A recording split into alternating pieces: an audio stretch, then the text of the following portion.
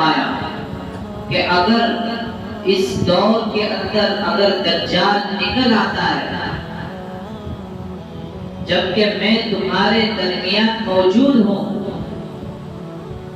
تو میں تمہاری طرف سے دجال سے لڑوں گا، اور اگر وہ ایسے دور میں آتا ہے جب میں تمہارے درمیان نہ رہوں تو تم میں سے ہر شخص اس سے لڑنے والا ہوگا، اور اللہ تبارک و تعالی میری طرف سے میری امت کا محافظ ہے۔ پھر اس کے بعد نبی کریم صلی اللہ علیہ وسلم نے فرمایا کہ دجال نہایت ہی نوجوان اور اس کے بال گھریالو ہوں گے۔ ایک روایت میں آتا ہے کہ دجال کے پیشانی کے اوپر کافر لکھا ہوگا، ایک روایت میں آتا ہے کہ دجال کی پیشانی پر کفر لکھا ہوگا، اور ایک روایت میں آتا ہے کہ دجال کی پیشانی پر کاف با اور را لکھا ہوگا۔ اس کا مجموعہ کافر بھی ہوتا ہے اور کفر بھی ہوتا ہے۔ نبی کریم صلی اللہ علیہ وسلم نے فرمایا وہ ملک شام اور ملک عراق کے درمیانی راستے سے نکلے گا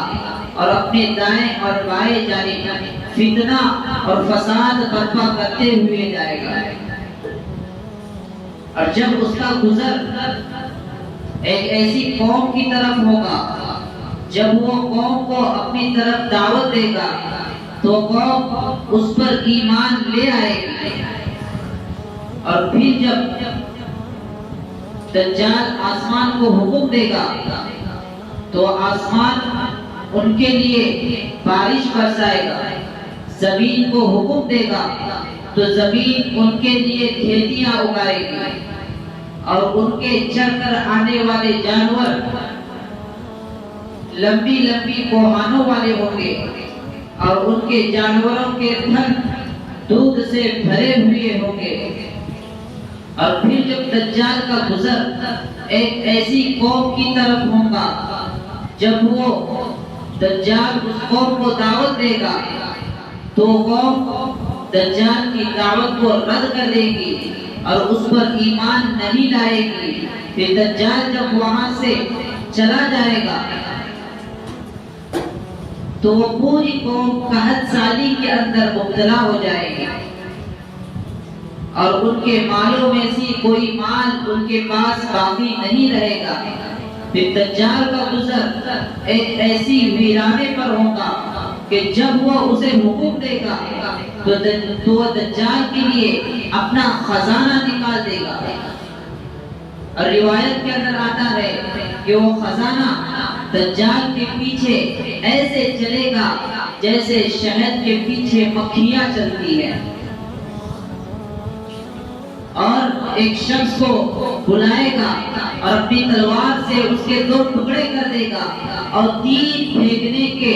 فاصلے پر اسے پھینک دے گا اور پھر واپس اسے اپنی طرف بلائے گا۔ اسی دوران ہوگا کہ حضرت عیسیٰ علیہ السلام کو اللہ تبارک و تعالی آسمان سے نازل کر دیں گے۔ حضرت عیسیٰ علیہ السلام دو فرشتوں کے کندھوں کے سہارے آسمان سے اتریں گے، جب وہ اپنا سر جھکائیں گے تو ان کے سر سے پانی ٹپکتا ہوا ہوگا، اور جب اپنا سر اٹھائیں گے تو ان کے بالوں کا پانی موتیوں کی قطروں کی طرح ٹپکے گا، اور جب امام مہدی ان کے نزول کے وقت وہاں پر صحن میں اپنے مسلمانوں کو نماز پڑھا رہے ہوں گے، جب امام مہدی دیکھیں گے کہ حضرت عیسیٰ علیہ السلام آ چکے ہیں تو وہ اپنی جگہ پر حضرت عیسیٰ علیہ السلام کو امامت کے لیے بلائیں گے، ان سے کہیں گے کہ وہ نماز پڑھائے، لیکن حضرت عیسیٰ علیہ السلام انہیں منع کر دیں گے، وہ اس لیے کیونکہ حضرت عیسیٰ علیہ السلام اس وقت میں امام کی حیثیت سے نہیں، نہ ہی نبی کی حیثیت سے نزول ان کا نہیں ہوگا، بلکہ وہ اس امت کے اندر امتی کی حیثیت سے نازل ہوں گے۔ اس وقت میں حضرت عیسیٰ علیہ السلام نبی نہیں ہوں گے۔ اور وہ محمد عربیہ کی شرعیت کے اوپر وہ عمل کرتے ہوں گے. اور جب حضرت عیسیٰ علیہ السلام اور امام مہدی مل کر جو ہے دجال کو تلاش کرنا شروع کر دیں گے اور حضرت عیسیٰ علیہ السلام دجال کو باب اللد کے اوپر پا لیں گے. جیسے ہی دجال حضرت عیسیٰ علیہ السلام کو دیکھے گا تو ایسے پگھلے گا جیسے پانی کے اندر نمک پگھلتا ہے. تو حضرت عیسیٰ علیہ السلام اپنی تلوار کے ذریعے اس دجال کو قتل کر دیں گے اور مسلمانوں کو اس کا خون دکھا دیں گے تاکہ لوگوں کو یہ گمان نہ رہے کہ دجال غائب ہو گیا ہے, واپس سے پھر سے وہ آ سکتا ہے. یہ گمان مسلمانوں کا نہ ہو, اس لیے دجال کا خون حضرت عیسیٰ علیہ السلام پوری امت کو دکھائیں گے. اور اسے قتل کرنے کے بعد اللہ تبارک و تعالی حضرت عیسیٰ علیہ السلام کے اوپر وحی نازل فرمائیں گے کہ اے عیسیٰ, ہم نے ایسی قوم کو پیدا کیا ہے کہ میرے بندوں کے اندر ان سے مقابلہ کرنے کی طاقت نہیں ہے, تو تم میرے بندوں کو لے کر کوہ طور کے اوپر چلے جاؤ. تو حضرت عیسیٰ علیہ السلام تمام مسلمانوں کو لے کر طور کے پہاڑ پر چلے جائیں گے. پھر اللہ تبارک و تعالی یاجوج اور ماجوج کا خروج فرمائیں گے. یاجوج اور ماجوج ایسی قوم ہے کہ جب ان کا خروج ہوگا یہ بڑے ٹیلوں کے اوپر سے کھسکتے ہوئے نیچے اتریں گے اور بحیرہ طبریہ کے اوپر جب ان کا گزر ہوگا تو ان کا پہلا گروہ بحیرہ طبریہ کا پانی ایک سانس میں پی جائے گا. پھر جب دوسرا گروہ بحیرہ طبریہ کے اوپر آئے گا تو اسے دیکھ کر کہے گا کہ شاید ہی یہاں کہیں پانی ہوا ہو. پھر حضرت عیسیٰ علیہ السلام کوہ طور پر ہوں گے تو یہ یاجوج اور ماجوج کہیں گے کہ ہم نے زمین والوں کو ختم کر دیا ہے, اور وہ جبل خمر کی طرف پہنچیں گے اور کہیں گے کہ اب ہم نے زمین والوں کو ختم کر دیا, اب ہم آسمان والوں کو قتل کر دیں گے. یہ کہہ کر وہ اپنے تیر کو آسمان کی طرف پھینکیں گے اور اللہ تبارک و تعالی ان کے تیروں کو خون سے بھرا کر ان کے طرف واپس لوٹا دیں گے. جب حضرت عیسیٰ علیہ السلام اللہ سے دعائیں کریں گے جو ان کی دعائیں قبول ہوں گی, پھر یاجوج اور ماجوج کے گردن کے اندر اللہ رب العزت ایک گھوڑا پیدا کر دیں گے, ایک بیماری پیدا کر دیں گے جسے عربی کے اندر نغف کہا گیا ہے, اور وہ اسی بیماری کے اندر ایک ہی صبح میں ایسے مر جائیں گے جیسی ایک ہی جان ہو. پھر حضرت عیسیٰ علیہ السلام کو حکم ہوگا کہ وہ نیچے آ جائے. تو حضرت عیسیٰ علیہ السلام اور ان کے تمام ساتھی جب زمین پر آ جائیں گے, نیچے اتر جائیں گے, تو زمین کا ایک بالشت جگہ بھی ایسی خالی نہیں رہے گی جہاں پر یاجوج اور ماجوج کی لاش نہ پڑی ہو.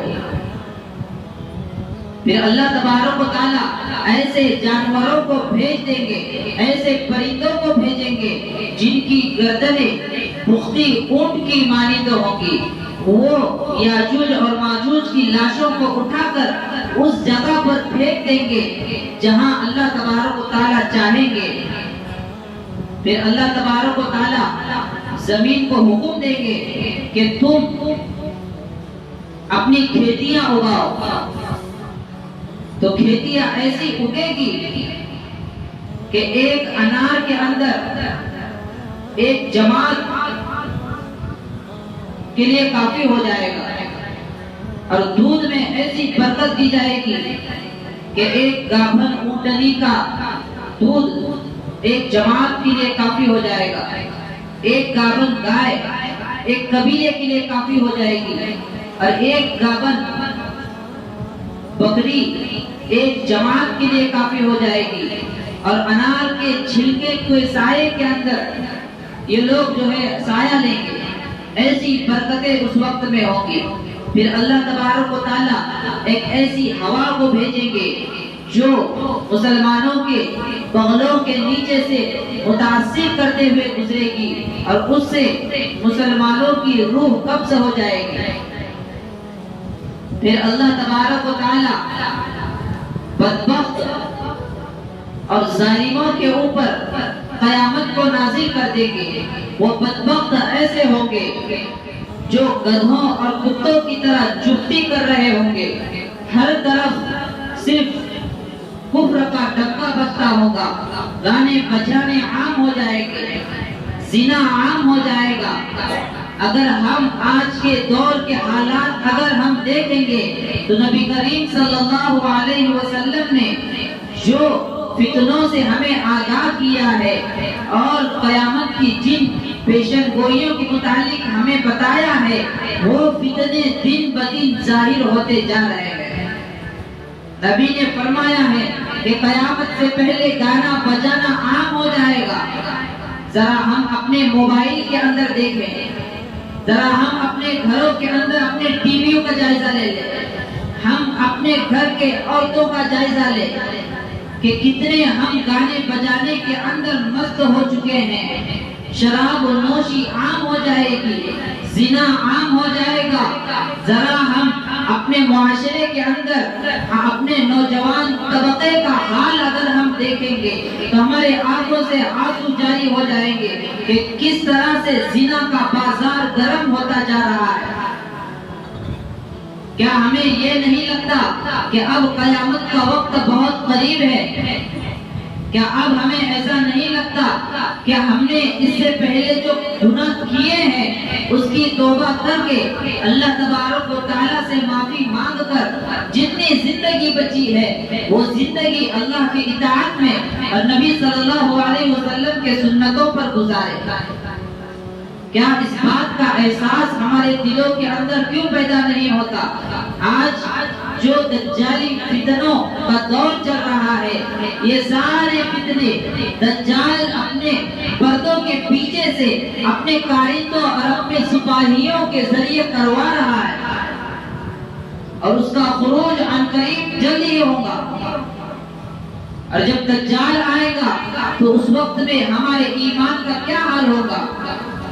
نبی صلی اللہ علیہ وسلم فرماتے ہیں کہ جب دجال ایک ایسے شخص کی طرف جائے گا جس کی گائے مر چکی ہوگی، اس سے کہے گا اگر میں تیری گائے کو زندہ کر دوں تو کیا تو مجھ پر ایمان لائے گا؟ وہ کہے گا کہ بالکل میں ایمان لاؤں گا۔ تو پھر شیطان اس کی گائے کی شکل میں اس کے پاس آ جائے گا اور وہ اس پر ایمان لے آئے گا۔ پھر دجال کا گزر ایک ایسے شخص پر ہوگا جس کا بھائی اور اس کا باپ مر چکا ہوگا۔ پھر دجال اس سے کہے گا اگر میں تیرے بھائی کو اور تیرے باپ کو اگر زندہ کر دوں تو کیا تو مجھ پر ایمان لائے گا؟ وہ کہے گا کہ میں بالکل ایمان لاؤں گا۔ تو پھر شیاطین اس کے بھائی اور اس کے باپ کی شکل میں آ جائیں گے اور اسے اپنے فتنے کے اندر مبتلا کر دیں گے۔ تو ذرا ہم اپنے عقل سلیم سے سوچیں کہ ایسے فتنے اس وقت میں آئیں گے تو کیا ہم اپنے ایمان کا کیسی محافظ اور حفاظت کرنے والے ہوں گے؟ جبکہ وہ ہر چیز کو کر کر کے دکھائے گا، آسمان سے بارش برسائے گا، زمین سے غلے اگائے گا، مرے ہوئے کو زندہ کر کے دکھائے گا اور ہر چیز فتنے اس سے نمودار ہوں گے، تو ہم اپنے ایمان کی کیسی حفاظت کریں گے؟ ہمیں اپنے ایمان کی حفاظت کے لیے نبی صلی اللہ علیہ وسلم نے فرمایا کہ اگر دجال میرے وقت میں آتا ہے، میری موجودگی میں اگر وہ آتا ہے تو اس سے میں اکیلا مقابلہ کر لوں گا، لیکن اگر وہ میرے بعد اگر آتا ہے جب میں تمہارے درمیان موجود نہ رہوں تو تم میں سے ہر شخص اپنے ایمان کا محافظ ہوگا، ہر شخص جو ہے اس سے لڑنے والا ہوگا۔ تو کتنی ہمیں اپنے ایمان کی حفاظت کرنے کی ضرورت ہے۔ آج کچھ کارندوں کی باتیں